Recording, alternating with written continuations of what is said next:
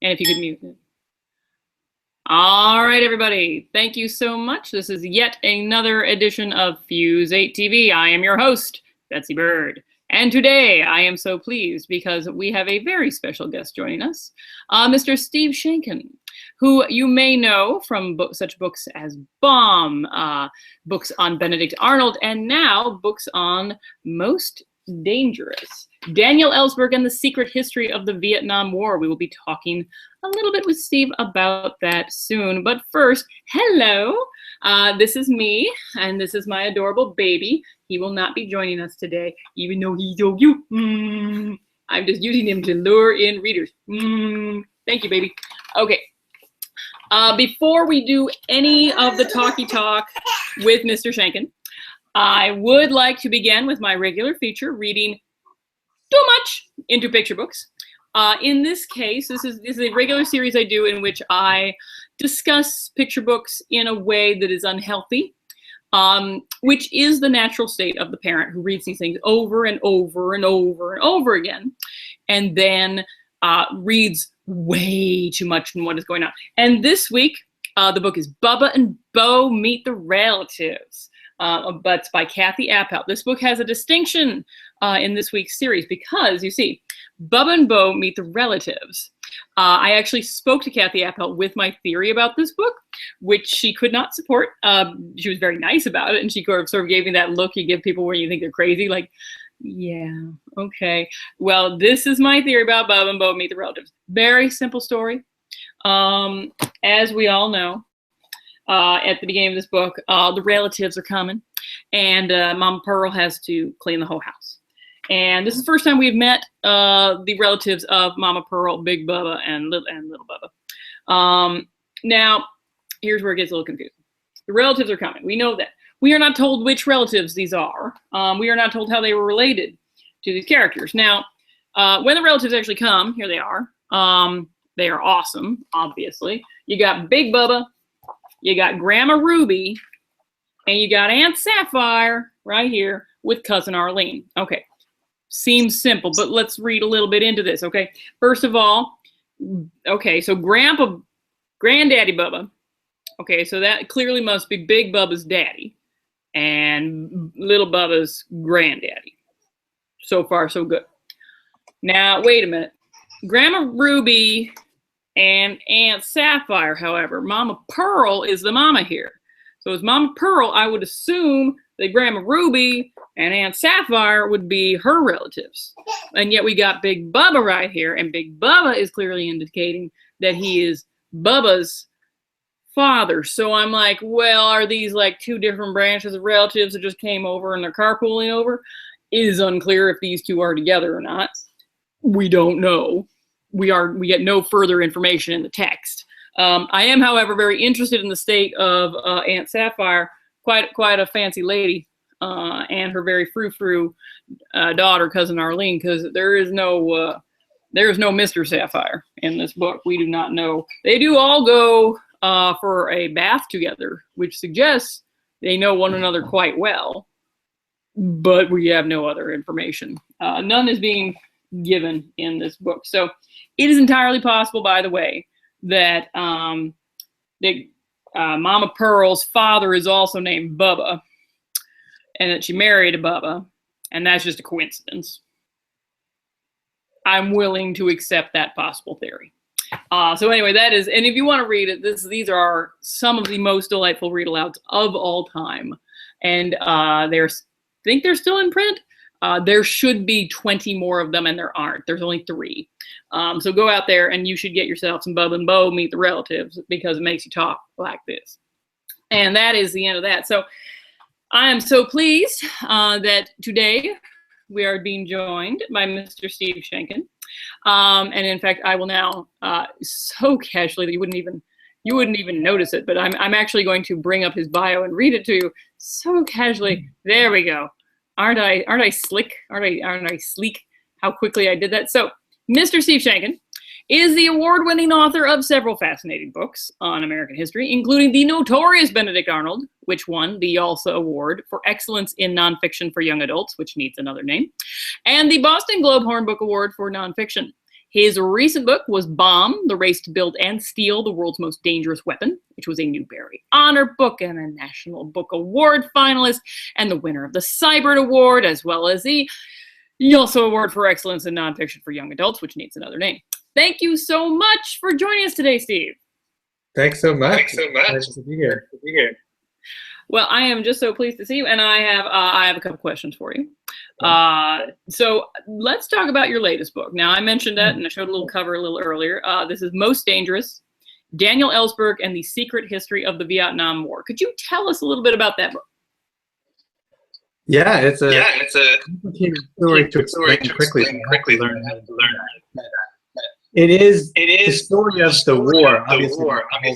And I focus on Ellsberg, such a fascinating character who lives the whole thing as an insider and then has a complete change of heart from hawk to quite strongly against the war, and does this incredibly radical thing of, he wouldn't use the word stealing, but let's say illegally copying the secret document that exposes years of lies by the government and figuring out a way to leak it to the press, to get it to the public. And it becomes a huge firestorm of a controversy and leads quite directly to Watergate and to a lot of other things. So it's a really kind of a big story, but I could tell it through a small cast of characters, which I think keeps it really interesting and clear, I hope. That's awesome. Now, when I heard about this book first, the very first thing that popped into my head was that with the current Edward Snowden situation, this feels very timely. Was that a conscious decision on your part, or is that just something? No, it was the timeliness, not so much. I think I started it before the Snowden story broke.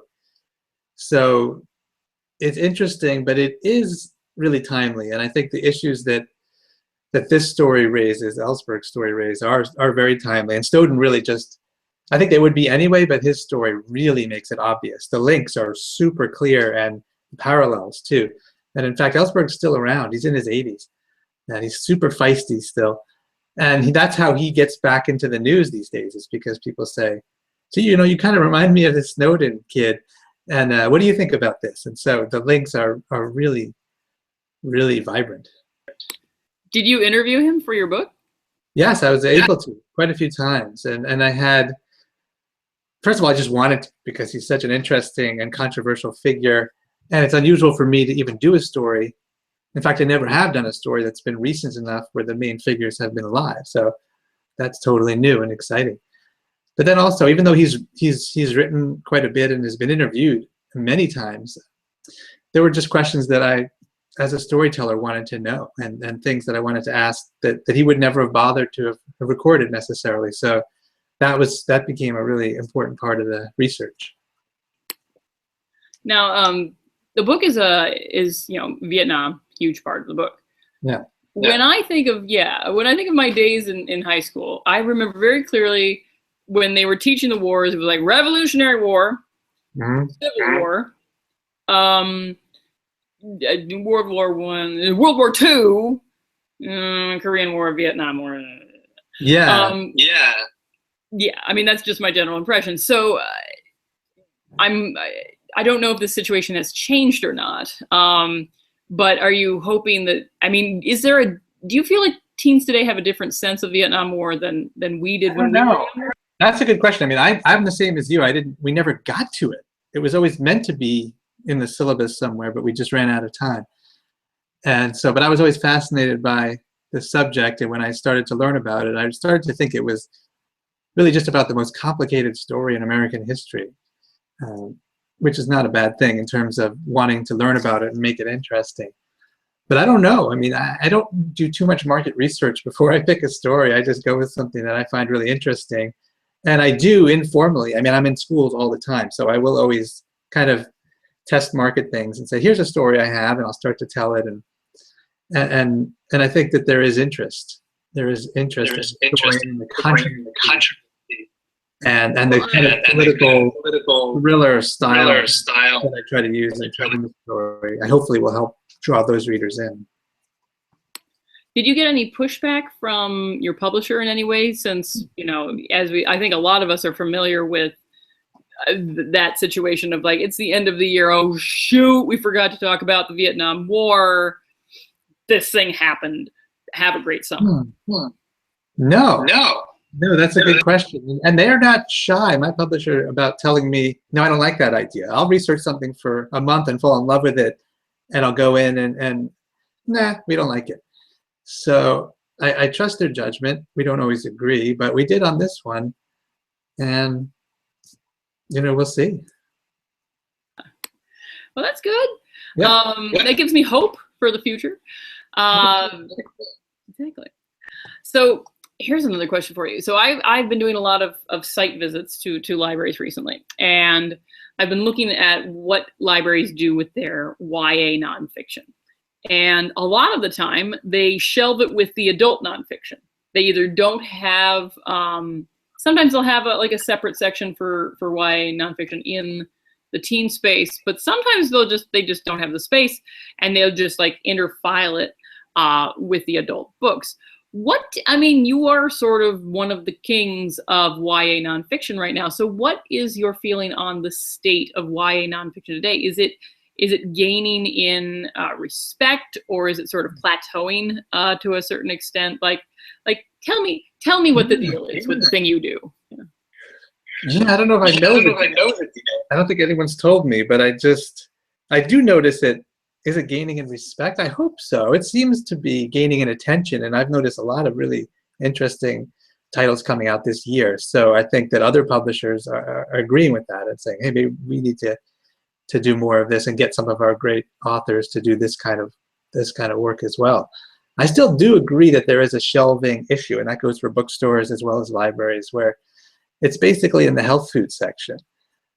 Where my books are. That's not necessarily a good thing. I like some of the things. I like granola, a couple things in that section, but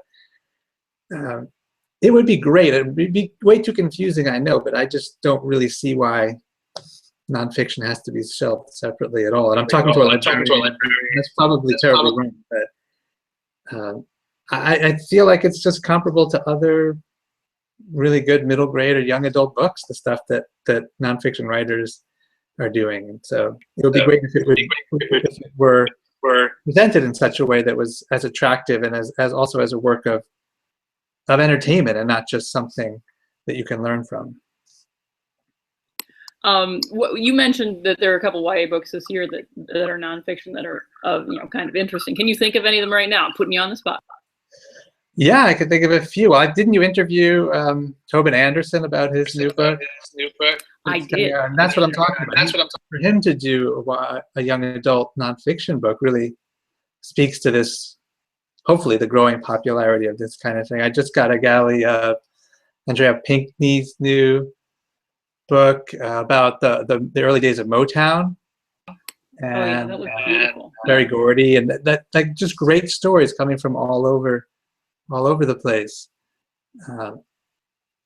That are just stories. They're not necessarily school stories. They don't tie in necessarily to the Common Core in any direct way, but they are really great stories that happen to have the advantage of being true stories that, if you choose to, you can think of it as something that you're actually learning from. Exactly. Well, honestly, this is great. What are you working on next? What is your current project that you're working on now that this is out? Yeah, it's funny. It's going to be out in September, but the way the book world works, and so you're really actually it's working on something else when this is coming out. And I'm deep into the research of a story I'm really excited about, another nonfiction book, probably a little younger, more middle grade book than this Vietnam story, and it's a sports story, which I've always wanted to do if I could find just the right one. So it's set at a place called the Carlisle Indian School, and some people may have heard of that or heard of Jim Thorpe, this great American Indian athlete who was one of the students at the school. And it's just an all-time great underdog sports story about the kids at this school who were taken off reservations and basically brought to this school, often against their will, and told they were going to be essentially assimilated into mainstream American culture, and decided that they were going to take up football, this kind of most American an incredibly violent sport, much more violent in the early 1900s than it is today, 100 years later, which I didn't know about. I'm just reading about that now. And these guys took up this game, which was totally dominated by elite Eastern universities, Ivy League schools especially, and very audaciously declared that they were going to become a top football program, which they had no chance of doing. And this is the story of the early years of this program and how improbably they rose in the early 1900s to be an elite football school and had a few years of real glory. That's a fantastic. Cool story. It's about, on the one hand, it's about this game, but hopefully you don't have to be a fan of that particular sport, because it's really about the characters and this kind of much bigger stuff that's going on, and just a really cool human story about being stuck in a horrible situation and making something really amazing out of it. And it's interesting that you say that it's going to be middle grade. I haven't seen you do middle grade since King George. What was his problem? And yeah, I mean, I guess it depends how you. I've seen my books categorized as middle grade, and maybe we're thinking of it differently. I get invited when I look at the invites that I get from schools. It's almost entirely middle school, and maybe the older end. Usually. Well, middle school comes like right in the middle, though. Like I know it comes right in the middle. That's why I'm not sure where my books should fall. I've definitely felt like some of them have been a little on the younger end of that. This new one, Most Dangerous, definitely on the older end of that. And I don't know, in fiction there's such an obvious, or maybe it's not even obvious, but there's that cutoff of sex and drugs, and you can definitely notice when you're reading a middle grade versus a YA. Does that exist in fiction? Well, considering that Aaron Starmer, I interviewed him not that long ago. He did the Riverman books, and librarians everywhere have torn their hair out trying to figure out where the heck to put, because there's no sex, and the violence is just like crazy violence. But you read the book and you're like, I don't know where to put this. We have a slightly better sense with you, but even then, I mean, you know, Baum won a Newbery, which is a book that seems to be for children, but it goes up to 14. So, and I'm constantly do it. Did I lose it? At the age of students or kids who like the books, and so I've learned not to project, you know, what I think it's for onto anybody. If a 9-year-old wants to read it, and I meet 9-year-olds who do, then that's great. You know, cool. Great. Well, this sounds fantastic. The book sounds great. The next book after that sounds great. I'm pretty sure the book after that is also going to sound great in some way. So it's nice that you're so consistent. Yes. Thanks so much. Yeah. Well, thank you so much for joining us today. And of course, I would also like to thank the good people who are responsible for your being here in the very first case. So thanks, much thanks to Macmillan Children's Books. They did a great job of setting me up to talk to Steve today. Of course, this is hosted by School Library Journal. You can get School Library Journal on your iPad at any time, and you can also get a digital subscription, so there really is no excuse for not reading it right now. It's sort of the go-to place when it comes to reviewing children's books. And of course, thank you for joining me, Betsy Bird, and this episode of Fuse 8 TV, and we will see you next time. Bye.